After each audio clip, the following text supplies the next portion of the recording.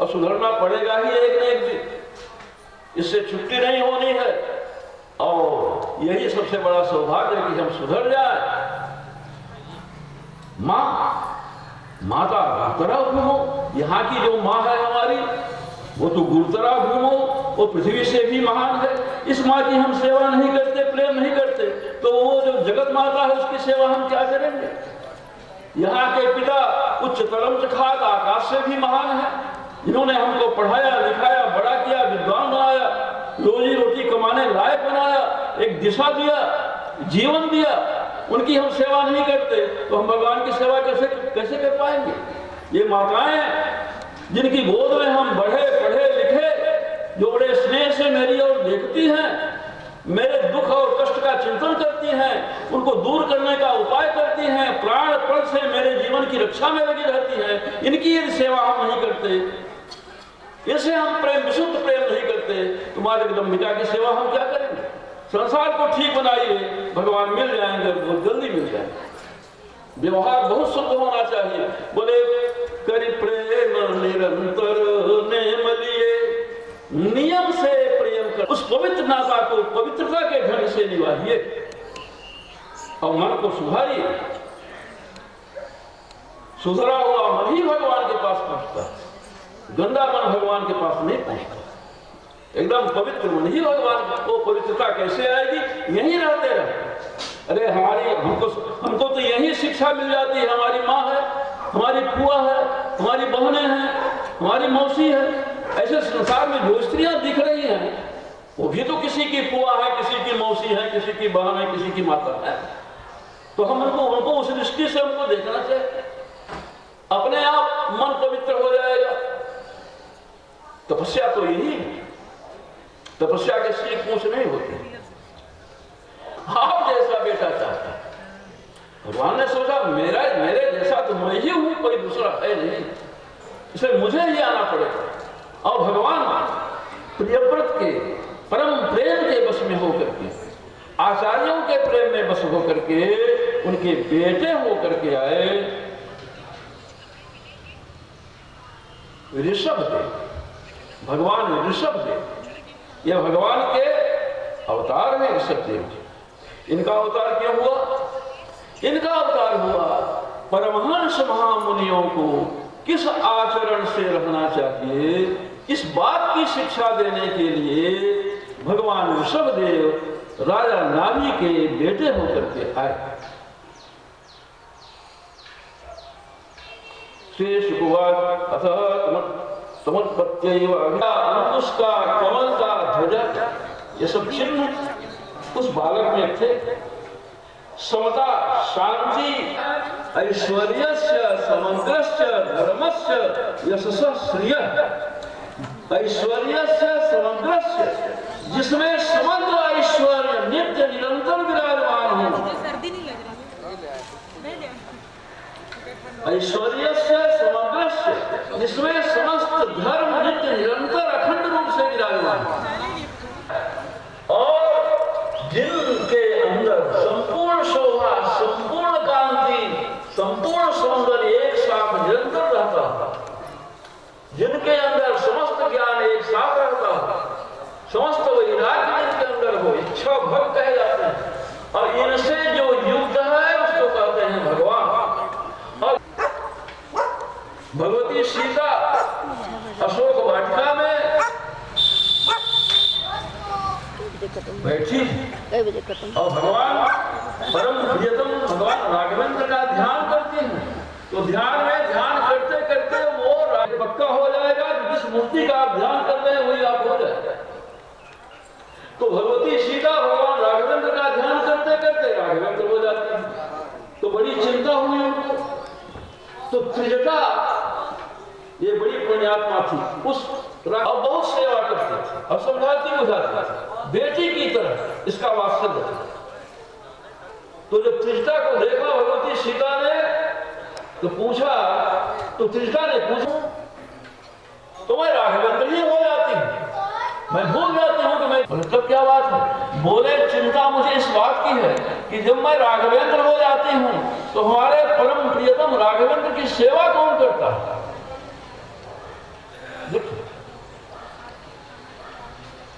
तो तृष्णा समझाती है, कहती है बेटी जब तुम राघवेंद्र का ध्यान करती करती राघवेंद्र हो जाती हो तो भगवान राघवेंद्र भी तुम्हारा ध्यान करते करते सीता विजय नंदिनी हो जाते हैं। तो दो तो बने ही रहते हैं, एक सेवक और एक सेवक, दो नहीं है, एक ही है।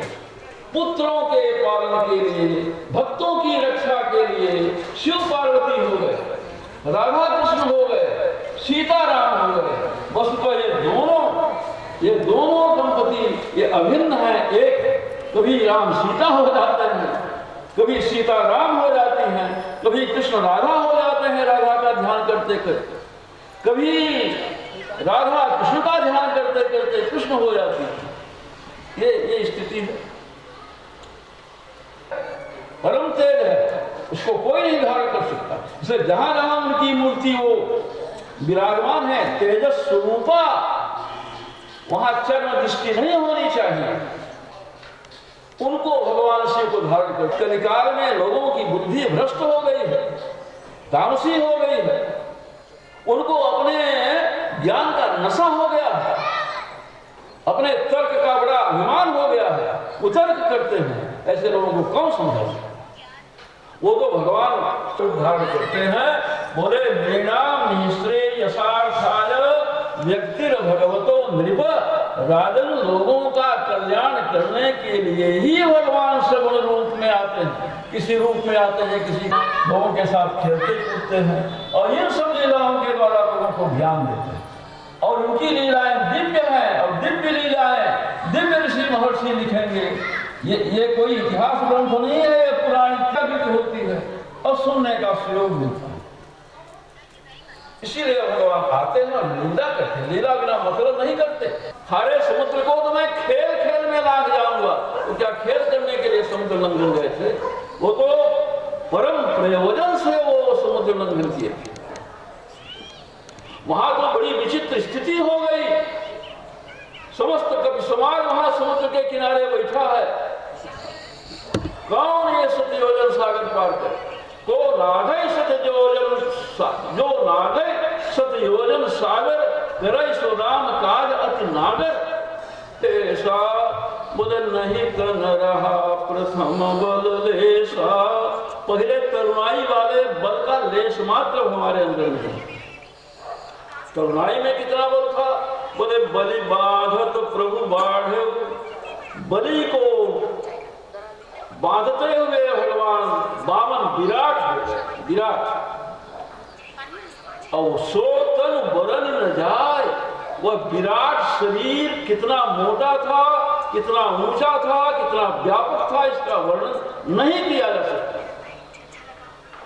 अब जाम्बवान जी थे उस समय, बोले बलि बाधत प्रभु बाढ़े, सो तन बरन न जाए। उभय घड़ी महदीनी, उभय घड़ी माने 48 मिनट, एक घड़ी उस सर्वव्यापी श्री विग्रह का मैंने 7 बार प्रदक्षिणा किया, लेकिन अब वो बल नहीं हमारे। जाम्बवान जी ब्रह्मा जी के अवतार हैं, भगवान की सेवा के लिए ब्रह्मा जी ही जाम्बवान होकर के आए।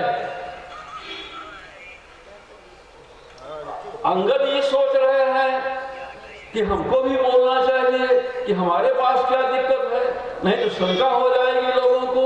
ये बाली इसके पिता को भगवान ने मारा, इसलिए अंगद अब कुछ नहीं बोल रहे हैं।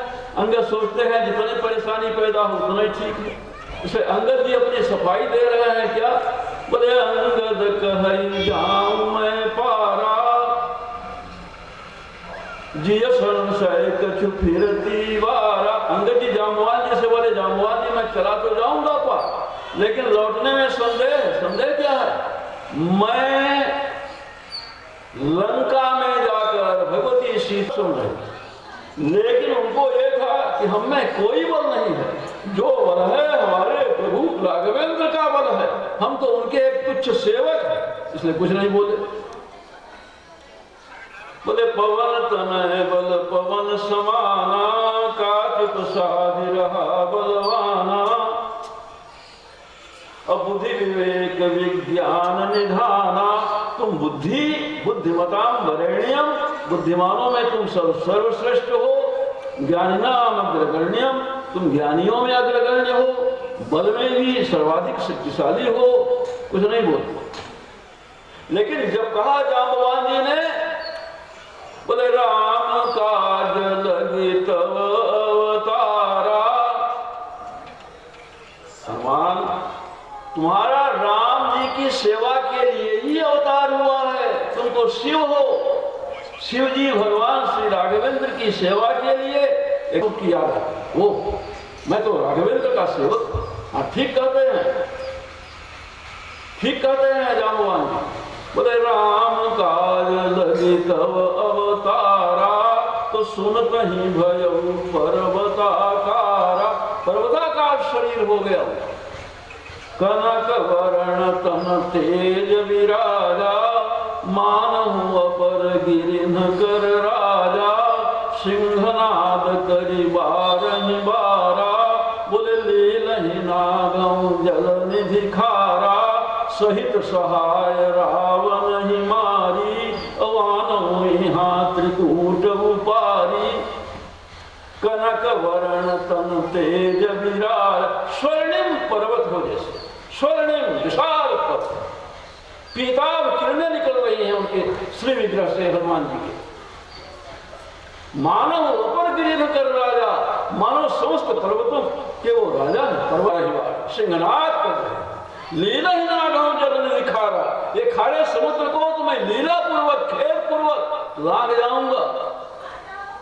सहित सहाय रावण हिमारी, रावण और रावण की सेना पूरी मैं चौपट कर सकता।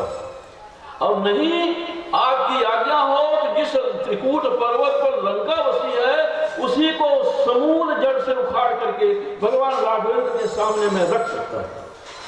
लेकिन जामवंत मैं पूछूं तो ही, जामवंत जी आप बताइए हमको जाकर करना क्या है, कितना काम करना है, हम सब कर सकते हैं। अब सब बता दो, कर भी सकते हैं हनुमान जी, वो तो साक्षात रुद्र है 11वें रुद्र। तो जाम्बवान जी ने कहा नहीं नहीं, इतना करहु तात तुम जाई, सीत ही खोजी कहु सुधि आई। सीता जी का पता लगा करके यहाँ बता देना हनुमान जी। सीत ही खोज कहु सुधि आई, तब निज भुज बल राजीव नैना। कमल की तरह जिनके नेत्र हैं, जिनकी भुजाएं पुरुषार्थ अखंड पुरुषार्थशालिनी हैं, ऐसे भगवान राघवेंद्र रावण और उसकी सेना का विनाश करके अपनी प्रियतमा का उद्धार करके यह दिव्य चरित्र, यह लीला करेंगे। और इस लीला को नारदादि ऋषि गाएंगे, व्यास जैसे महामहर्षि पूज्य उस चरित्र को लिखेंगे, दिव्य लीलाओं को, और जनता उन कथाओं को सुनेगी, उसका प्रेम होगा भगवान से, और जनता का कल्याण हो जाएगा, गति हो जाएगी, मुक्ति हो जाएगी। इसीलिए इन कथाओं को लिखा गया। ये दिव्य कथाएं हैं, ये कभी पुरानी नहीं होती हैं, ये नित्य नवीन होती हैं। इनके कई नए नए अर्थ बताते हैं, और आज भी नए से नए अर्थ निकल रहे हैं, आगे भी निकलते जाएंगे। ये अक्षय कोश हैं ज्ञान के, ये भगवान की प्राप्ति के अखंड साधन हैं, भगवत चरणारविंद में प्रेम देने वाले ये ग्रंथ हैं। और जागतिक जितनी संपत्तियां, विपत्तियां, आपत्तियां हैं, उनका भी समूलोन्मूलन करने वाले ग्रंथ हैं। ये साक्षात महामंत्र है।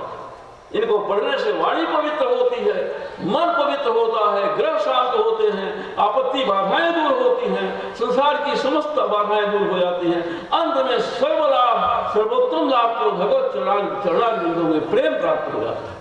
बोले वृंदावन बिहारी लाल की जय। बांके बिहारी तेरी आरती गाओ कुछ फर्स्ट डे हम लोग जरूर से में निकाल लेते हैं। बताओ आदमी चाहिए। मेरे को 3 आरतियाँ आती हैं, श्री बांके बिहारी तेरी आरती। हेलो मैं आरती तेरी। हाँ रिगार्डिंग पूछ रही हूँ ना आपसे। Sorry not interested, sorry.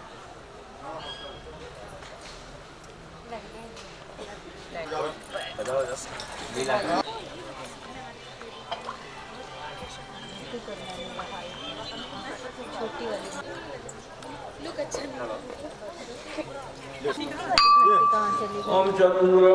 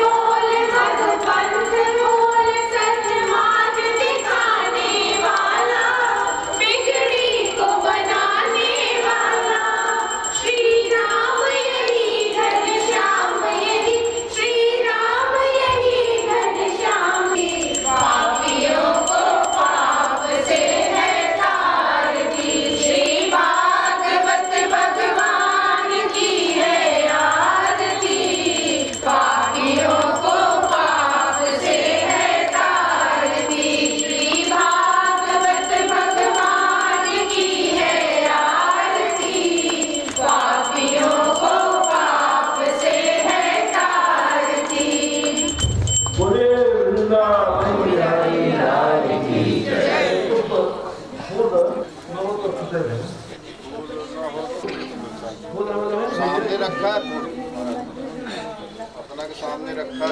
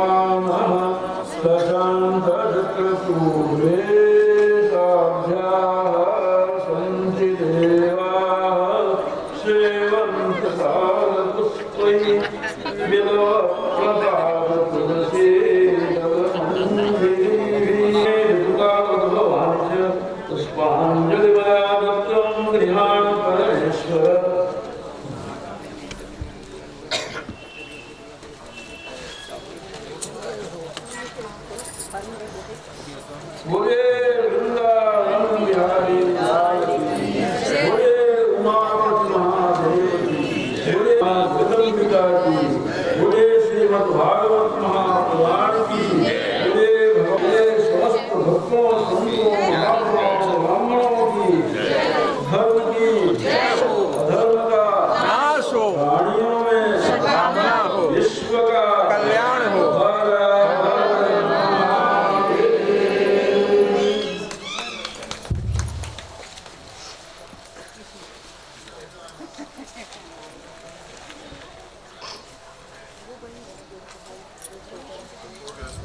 मुनिहंस सेव्यं सन्मानशालि परिपीत परागपुञ्जम् इत्युक्ता सा तदा देवी गम्भीरान्तः स्मिता जगौ दुर्गा भगवती भद्राय एदं धार्यते जगत्।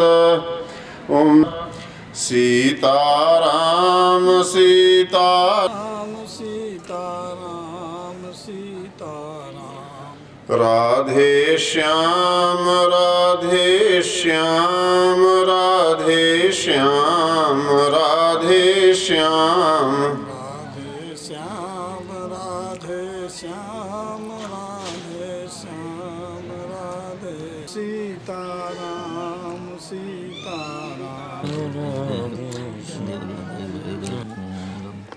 नारद जी युधिष्ठिर जी से बतला रहे हैं कि उसने तपस्या की, मंदराचल की घाटी में जाकर के आज इससे प्रार्थना किया कि प्रभु आप उसको वरदान दीजिए। उसकी तपस्या बहुत हो गया,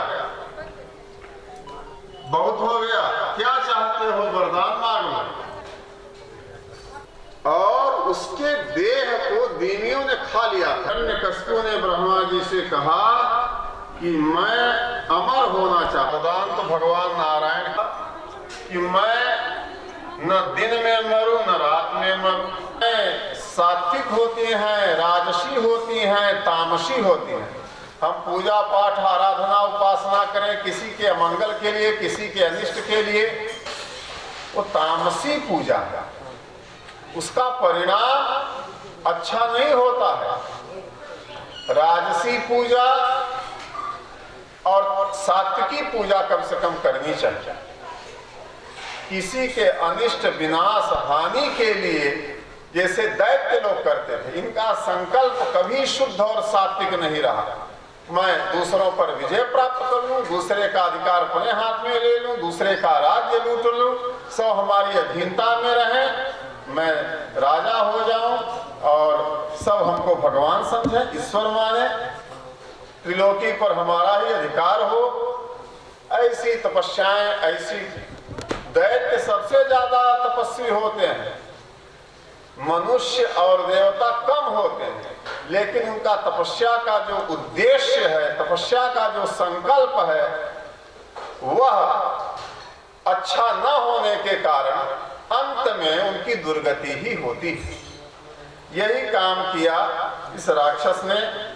हिरण्यकश्यप दिति माता का बेटा है, 4 लड़के हुए, त्रैलोक्य लक्ष्मी का शासन कर रहा है। 4 लड़के, ह्लाद, अनुह्लाद, प्रहलाद।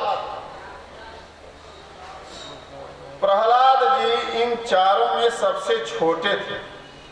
अपने सब बच्चों को इसने गुरुकुल में भेज दिया। दैत्यों के गुरु हैं शुक्राचार्य जी महाराज, और शुक्राचार्य जी के 2 लड़के षंड और अमर्क, ये गुरु महाराज के लड़के हैं। ये दैत्य बालकों को शिक्षा देने के लिए नियुक्त हैं और दैत्यों के बालकों को पढ़ा रहे हैं। उसमें हिरण्यकश्यप के 4 लड़के भी वहां पढ़ रहे हैं, राजकुमार हैं ये 4 लड़के। और गुरु महाराज के इन सुपुत्र लोगों ने ये पढ़ाया है कि त्रिलोकी का ईश्वर, त्रिलोकी का नियंता, त्रिलोकी के भगवान महाराज हिरण्यकश्यप हैं।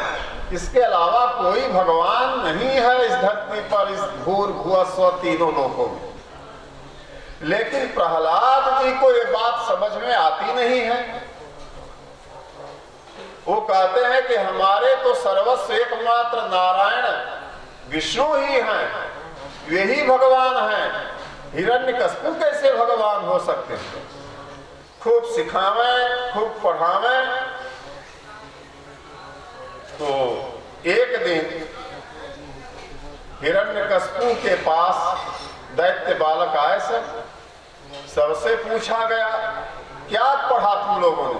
तुमने कहा महाराज त्रिलोकी के एक छत्र सम्राट आप ही हैं, भगवत स्वरूप आप हैं, भगवान हैं। यही आपने पढ़ा, हम लोगों ने पढ़ा है। प्रहलाद जी से जब पूछा हिरण्यकश्यप ने कि बेटा तुम क्या अध्ययन किए, तो बोला कि पिताजी त्रैलोक्य स्वामी तो भगवान आदि नारायण विष्णु ही हैं, वे ही सबके प्रभु हैं, यही हमने सीखा है। तो गुरु पुत्रों को डांटने लगा। हिरण्यकश्यप की गोदी में आकर प्रहलाद जी बैठ गए। तब प्रहलाद जी ने पूछा क्या पढ़ा बेटा, तो फिर वही बात बोला कि दैत्यों के इस चंदन वन में एक कांटा कहां से पैदा हो गया। ये सारे दैत्य हमको भगवान मानते हैं और ये मेरा पुत्र होकर के कहता है कि विष्णु ही भगवान है, ईश्वर है। खूब डांटा फटकारा प्रहलाद जी को। प्रहलाद जी तो परम महाभागवत भक्त हैं भगवान को। क्या पढ़ा? श्रवणम कीर्तनम विष्णु स्मरणम पाद सेवनम अर्चनम वंदनम दास्यम सख्यम आत्मनिवेदनम। भगवान का गुणानुवाद सुनना, भगवान नाम का संकीर्तन करना, उनका स्मरण करना, उनकी पाद सेवा करना, भगवान की अर्चना वंदना करना, दास्य भाव रखना और उनसे मैत्री भाव रखना, अपने को उनके चरणों में समर्पित कर देना, यही तो हमने सीखा। गुरु पुत्रों ने कहा कि महाराज जी हमने ये सब बातें इसको नहीं सिखाई। हेलो, अवहेलना कर रहा है, इसको जो है मार दो, इसके अंग भंग छिन्न भिन्न कर दो, अंग बुझ जाइए। और तब हाँ पूरा तरफ वह क्रूर हृदय दैत्यराज हिरण्यकश्यप अपने 5 वर्ष के बालक प्रहलाद जी को मरवाने के लिए समुद्र में फेंकवा दिया, पत्थर बांधकर। और आगे आइए, पीछे आइए, पीछे। वहां समुद्र में भी प्रहलाद जी डूबे नहीं, भगवान ने उनको सुरक्षित बचा लिया। तब बड़े बड़े दिग्गज हाथियों से प्रहलाद जी को कुचलवाया गया, फिर भी प्रहलाद जी अक्षत बने रहे, एक भी अंग भंग नहीं हुआ। तब प्रहलाद जी को नष्ट करने के लिए पहाड़ से गिरवा दिया गया, फिर भी भगवान ने उनकी रक्षा की। बड़े बड़े नागों से प्रहलाद जी को डसवाया गया, फिर भी प्रहलाद जी का एक भी रोमा नहीं टूटा। बड़े बड़े तंत्र मंत्र जादू टोना अविचार का प्रयोग करके उनको मारण का प्रयोग करके नष्ट करवाना चाहा, लेकिन प्रहलाद जी का कुछ भी नहीं। ये भगवान जिसकी रक्षा करते हैं, त्रिलोकी में क्या अनंत ब्रह्मांड में कोई ऐसा नहीं है जो उसका नुकसान कर सके, हानि कर सके। जिसके रक्षक सर्वात्मा भगवान हो, सर्वव्यापी भगवान हो, बर्फ में डलवा दिया गया प्रहलाद जी को। उनकी बुआ होलिका आग में लेकर बैठ गई, उसको वरदान था कि वो आग से नहीं जल सकती। तो वो सोची हम आग में बैठेंगे हम तो बच ही जाएंगे, हमको तो वरदान ही प्राप्त है और ये जल जाएगा। हिरण्यकश्यप ने अपनी बहन से कहा, वो लेकर आग में बैठ गई। वह स्वयं, उसका वरदान तो पता नहीं कहाँ स्वाहा हो गया, वो स्वयं जल गई और प्रहलाद जी नहीं जले। उल्टा हो गया। उल्टा हुई है कह हम माना, मति भ्रम तोर प्रगट में जाना। तो वहां से भी बच गए, आग से, पानी से, जल से, बर्फ से। क्या क्या नहीं उपाय। इतना बड़ा त्रिलोकी का राजा अपने एक छोटे से 5 वर्ष के बालक के प्राण लेने के लिए क्या क्या नहीं किया, लेकिन वह प्राण लेना तो दूर रहा, उनको कहीं से भी हल्की खरोंच तक नहीं लगी। ये भगवान की भगवत्ता है, अपने भक्तों की ऐसे रक्षा करते हैं भगवान। और तब तो आग बबूला हो गया, हिरण्यकश्यप क्रोध के मारे जलने लगा। और प्रहलाद जी अपने जो दैत्य बालक थे उनको भी यही शिक्षा देते थे कि सर्वात्मा भगवान है, सब प्राणियों के हृदय में वही है, इसलिए सबसे प्रेम से व्यवहार करना चाहिए, किसी के प्रति द्वेष नहीं, निंदा नहीं, अपराध नहीं, सबको यही सिखाते थे। और ये जो है गुरु पुत्रों की शिक्षा सारे दैत्य बालक अक्षरशः ग्रहण करते थे, लेकिन दोष युक्त होने के कारण गुरु पुत्रों की शिक्षा प्रहलाद ने एक अक्षर भी नहीं ग्रहण किया।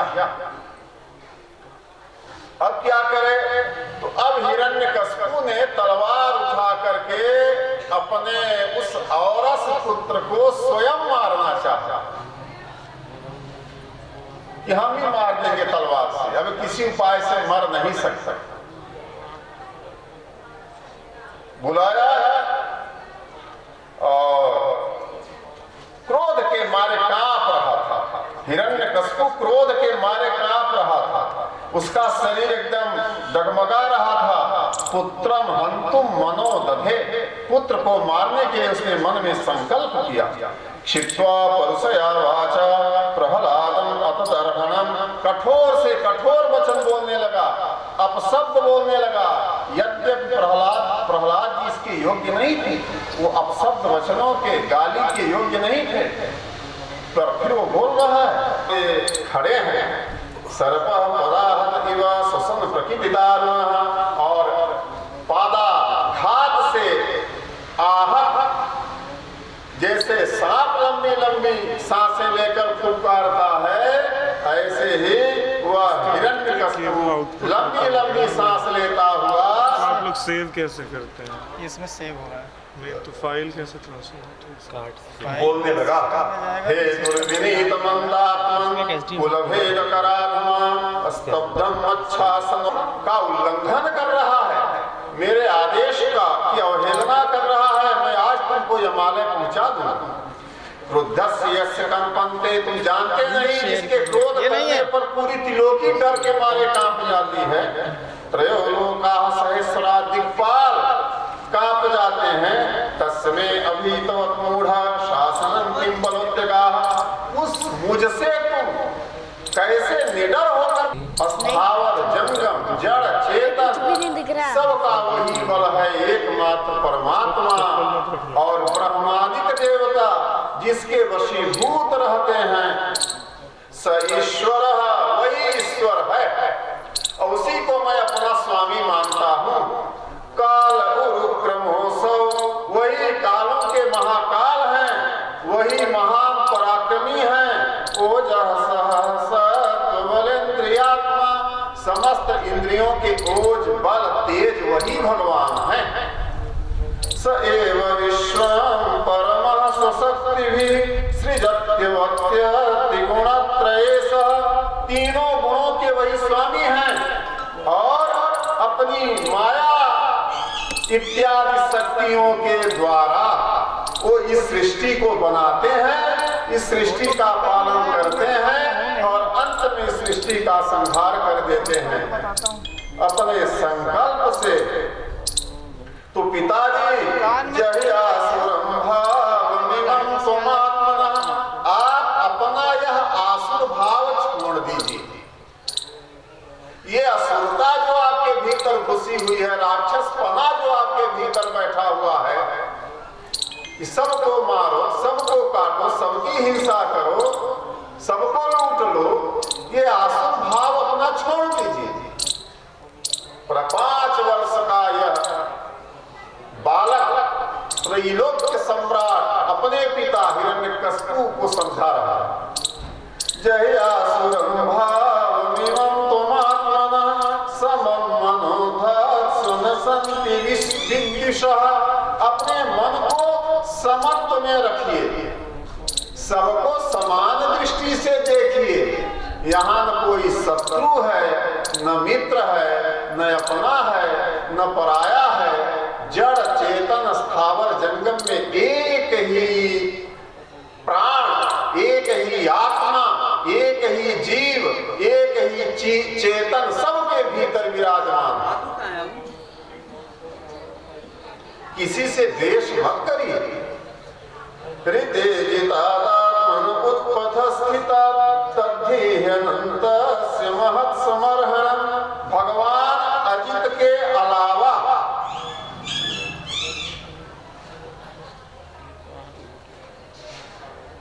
किसी अन्य जीव, कोई अन्य जीव ईश्वर हो नहीं सकता। और सबको, सब में भगवान को देखना, सब में परमात्मा का दर्शन करना, किसी भी प्राणी के प्रति द्वेष न करना। वो लिखा, प्रहलाद जी कहते हैं अनंतस्य महत् समर्हणम्। उन भगवान नारायण की ये सबसे बड़ी पूजा है, सबसे बड़ी पूजा है कि किसी से द्वेष विद्वेष ना करे। ये भगवान नारायण की सबसे बड़ी पूजा। अनंतस्य महत् समर्पणम्। अनंत भगवान की महती पूजा यही है। ततस्मिन् पुरासन्न विजेत्यलुम्पतो मन्यन्त एके स्वजिताति सोदश। जितात्मनोज्ञस्य समस्य देहिनां साधो समोह प्रभवा कुतः परे। अरे जिन्होंने, आइए सर आइए,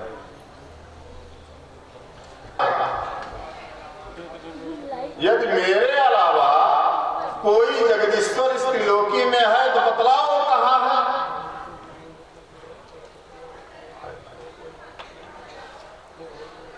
क्वासो यदि सर्वत्र कस्मात् स्तंभेन दृश्यते।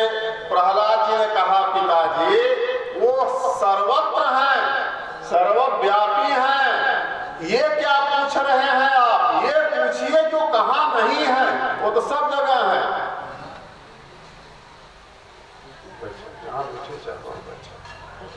क्वासो यदि सर्वत्र कस्मात्, हिरण्यकश्यप बोला कि कस्मात् स्तंभे न दृश्यते।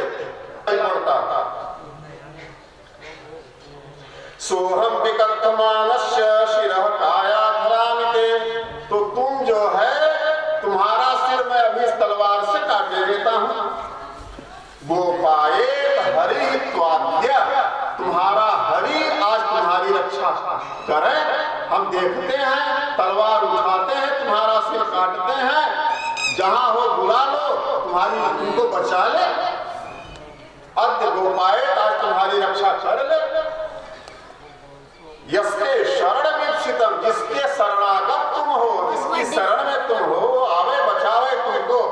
अब मैं तलवार से तुम्हारा सिर काटता।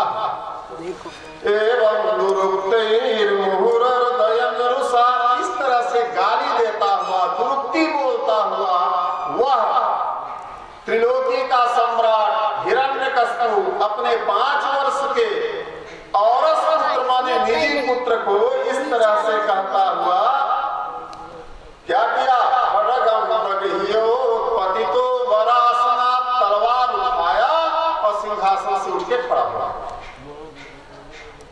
सिंहासन से उठ के तलवार लेकर खड़ा हो गया और काढ़ी कृपाण कृपान कहूं।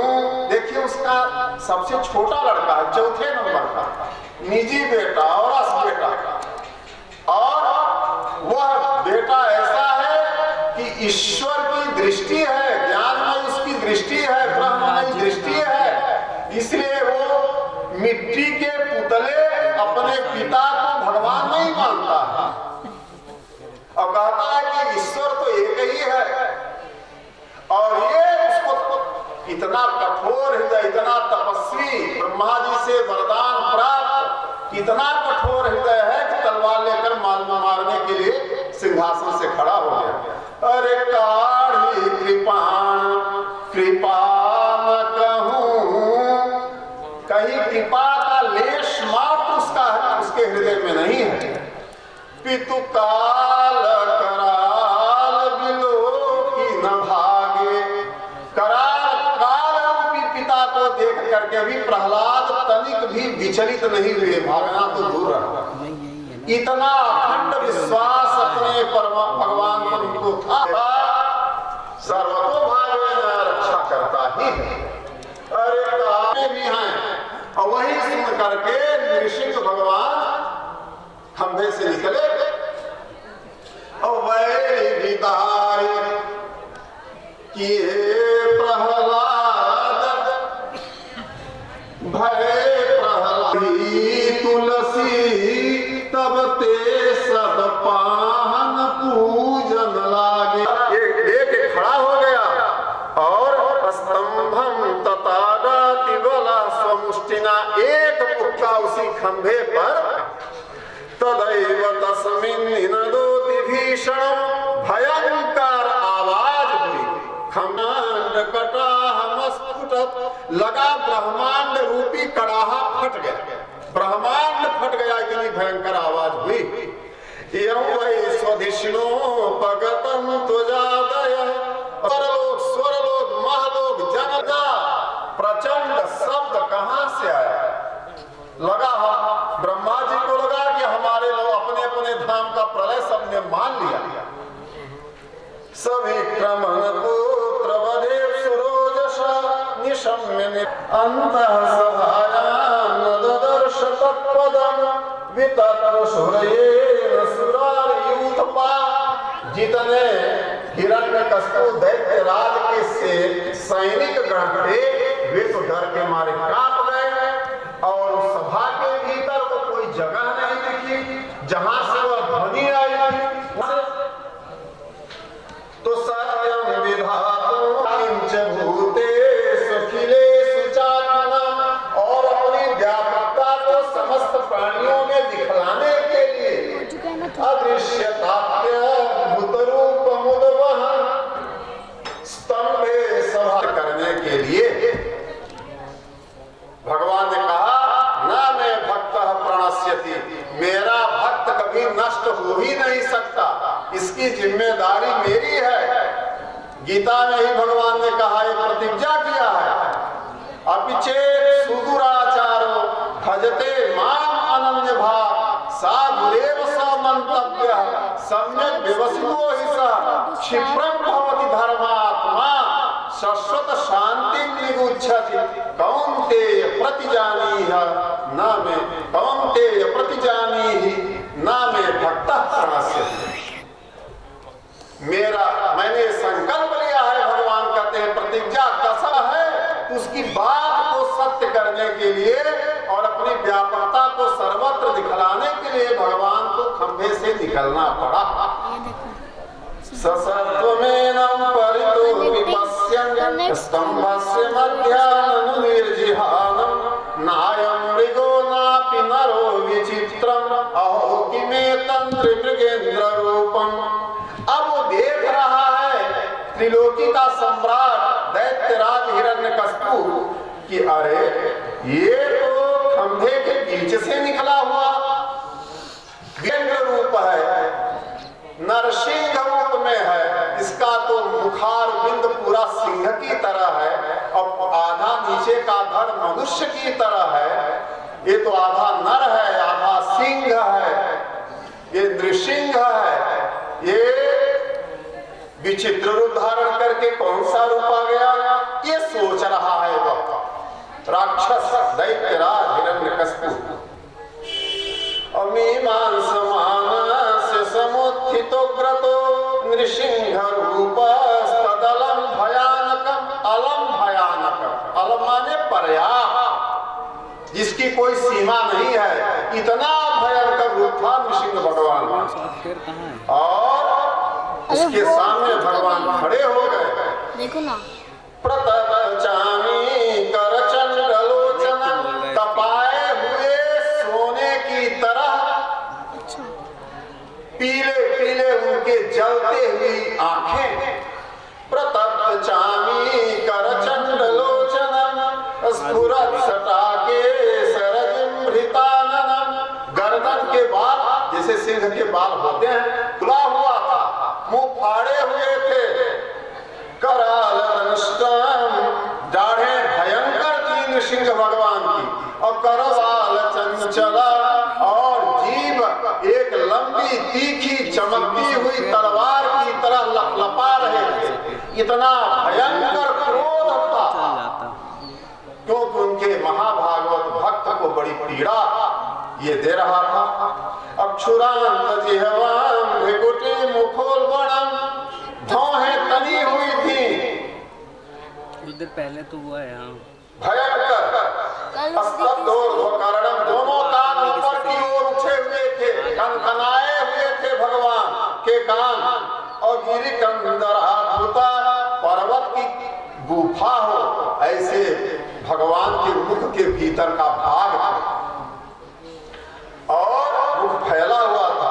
व्याप्तासनासम अनुभेद भीषण, दिव्य स्पृशकाय, इतने विशाल था वो भगवान का वह श्री विग्रह कि उनका मस्तक आकाश स्पर्शी था, गगन चुंबी, आकाश को छू रहा था उनका मस्तक, और पैर जो थे नीचे के महातल पाताल रसातल को छू रहे थे। हमें खुद से दिव्य स्पृशकाय मदीर्घ पीवर, विशाल हृदय वक्षस्थल, और कटी प्रदेश दुबला पतला, चंद्रांशु गौरई सुरितम तनूरिहै, जैसे चंद्रमा की उज्जवल किरणें होती हैं ऐसे नृसिंह भगवान के शरीर के पूरे रोए उज्जवल चंद्रमा की किरणों की तरह दिखाई पड़ रहे, भुजाएं उनके शरीर में थी। और क्या था, नखायुधम, उनके पास नख ही अस्त्र शस्त्र के रूप में उनके हाथों में केवल नख ही थे। दुरासदम सर्व निजेतरायुधम, किसी की हिम्मत नहीं थी कि भगवान के समीप में चला जाए। दुर्गे दुरासदम सर्व निजेतरायुधम, भगवान के निज आयुध हैं चक्र, और इतर आयुध जो हैं सब भगवान अपने करार बिंदों में धारण किए हुए थे। प्रवेग विद्रावित दैत्य दानव, और अपने भयंकर नाद से गर्जना से जितने दानव थे, जितने दैत्य थे, भगवान ने सबको भगा दिया, सबको भगा दिया। दुरासरम सर्व निजेतरायुधम, प्रवेग विद्रावित दैत्य दानवम, प्रायेण मेयम हरिणो रुमायना, ये वही महामायावी विष्णु है जिसने हमारे भाई को मारा था। तो क्या अंतर पड़ता है, मैं इसका वध कर दूं, इसने हमारे भाई का वध किया है तो इससे युद्ध करूंगा और इसका वध मैं कर दूंगा। केन समुद्यतेन, क्या अंतर पड़ेगा। एवं ब्रुवंस्त्वभ्यपतत् गदायुधो नदन नृसिंहं प्रति दैत्य कुंजर, वो दैत्य कुंजर हाथी दैत्यराज इतना सोचता हुआ, इतना बोलता हुआ भगवान नृसिंह के ऊपर प्रहार करने के लिए कूद पड़ा। अलक्षितो गणो पतितः पतंगमो, यथा अग्नि में पतिंगा गिरता है तो वो लापता हो जाता है, ऐसे जैसे ही नृसिंह भगवान के ऊपर वो प्रहार करने के लिए कूदा तो भगवान नृसिंह के तेज में विलीन हो गया, पता ही नहीं चला कहाँ चला गया। जैसे अग्नि में पतिंगे गिर जाते हैं तो पता नहीं चलता, ऐसे गायब। न तद विचित्रं खलु सत्वधामनि स्वतेजसायो नुपुरापि वक्तमः।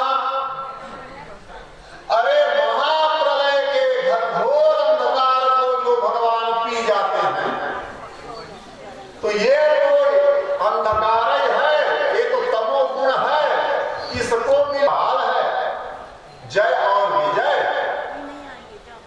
ये इनको सनंदन सनातन और सनत कुमार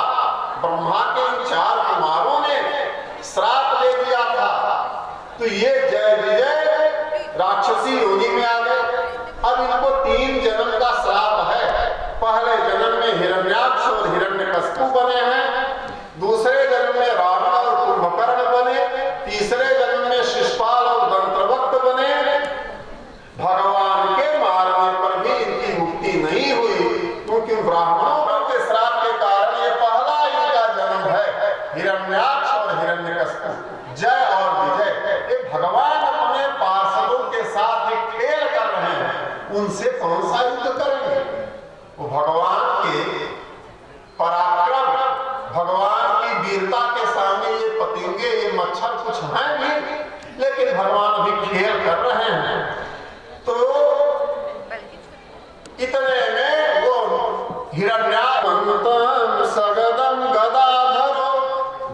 गदाधर भगवान ने जैसे ही प्रहार करना चाहा, गदा के सहित उसको ऐसे पकड़ लिया, जैसे कोई गरुड़ नाग को पकड़ ले।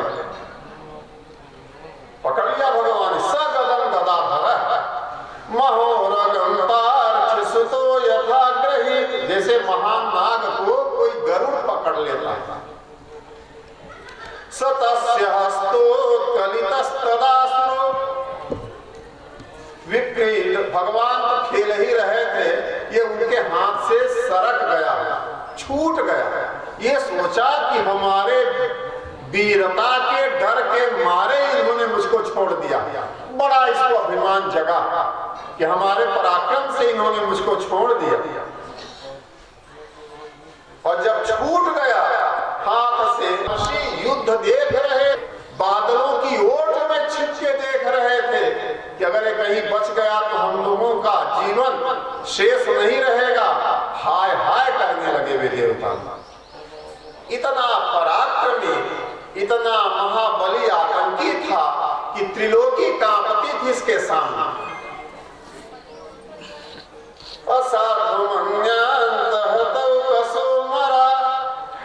जिनका स्वर्ग इसने छुड़ा लिया था, लूट लिया था, अपहरित कर लिया था, वे देवता बादलों की ओर से हाय हाय करने लगे। घन छदा भारत सर्वधिष्णुपा तम अन्यमान, तलवार और ढाल अब भगवान के ऊपर फिर से जो है उनको जीतने के लिए उसी तलवार से, जिस तलवार से प्रहलाद जी को काटना चाहता था, भगवान के ऊपर टूट पड़ा। पुनस्तमहासजत खड्ग चर्मणि अप्रगृह्य वेगेन जितश्रमो मृधे तम शेन वेगम शतचंद्रवर्त्मभि। सैकड़ों चांद के चिन्ह जिस तलवार में थे, ऐसी तलवार लेकर के ऊपर नीचे अगल बगल पार्श्व में अवसर ढूंढने लगा कि कब अवसर मिल जाए उसको मार दूं। और जब मारने को करता तो भगवान अपने को बचा लेते। अब चारों तरफ से कृतवाट्टहासं खरमुत्सनोल्बणं निमीलिताक्षं जगृहे महाजवः। भगवान ने बड़े जोर से गर्जना किया, और जब गरजे भगवान नृसिंह भगवान, इसकी आंखें मुद गई। इतनी उस नाद का वेग इतना प्रचंड और भयंकर था कि आंखें इसकी मुद गई। और तब भगवान ने इसको पकड़ लिया। उस महासमर में विश्वस्फुरंतम ग्रहणातुरोहरि भी नहीं, और द्वारयूर आपात, भगवान ने पकड़ा उसको राजमहल के दरवाजे पर, डेहरी पर ले आकर के अपने दोनों जंघों में इसको ऐसे पसरा लिया, लिटा दिया। और नखैर यथाहीम गरुड़ो महाविषम, जैसे गरुड़ महाविषधर नाग को चीर के फेंक दे, ऐसे भगवान सिंह है ना, नृसिंह भगवान है, उनके नख ही आयुध हैं। ऐसे दोनों नख लगा, 10 नख लगा करके उसकी छाती को ऐसे चीर दिया, जैसे चटाई बनाने वाला सींग चीर के फेंक देता। भगवान नृसिंह ने इसको चीर, इसका वक्षस्थल विदीर्ण कर दिया। और संग्राम, और भागवत कहती है इतना भयंकर क्रोध था भगवान नृसिंह का कि संरंभ दुष्प्रेक्ष कराल लोचन, भयंकर आंखें, कोई उनकी ओर निहार नहीं सकता था। नृसिंह भगवान बड़े थे, लेकिन मृत्यु के मृत्यु हैं, काल के काल हैं। उग्रम विष्णु महावीरम ज्वलंतम सर्वतोमुखम मृत्यु मृत्युम न मान्य, ये उनका मंत्र है। से भी बचाने वाले देवता हैं। ये भयंकर क्रोध आया इनको। अपने जीभों से ओठ के दोनों कोनों को श्रीकिणी कहते हैं संस्कृति में, ओठ के दोनों कोनों को, उस श्रीकिणी को चाट रहे थे, लपलपा रहे थे जीभ। क्रोध था कि शांत होने का नाम नहीं ले रहा था। और जब उसके छाती को उन्होंने फाड़ा था तो छलछला कर जो खून की बूंदें उठी, ये सब भगवान के मुखार बिंद पर पड़ी। बड़ी अद्भुत शोभा होने लगी भगवान के श्रीमुख की, अद्भुत शोभा।